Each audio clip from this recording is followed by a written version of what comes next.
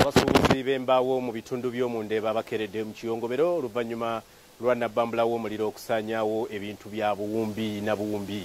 Kwaniriza nnyo mawulire agabuutikidde akawungeezi kano nze Ismail Nsubuga katusooke tulabe ebikulu ebigakulembedde.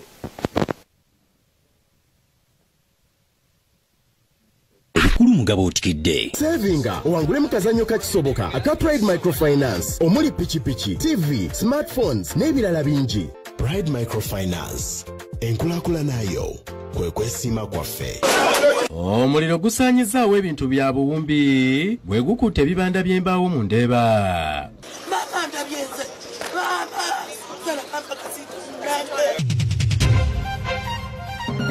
Ababaka batadde Minisita Muyingo ku nninga ku masomero agayambibwako gavumenti agongeza fees awatali lukusa. Why are your government-aided schools and schools charging exorbitant fees?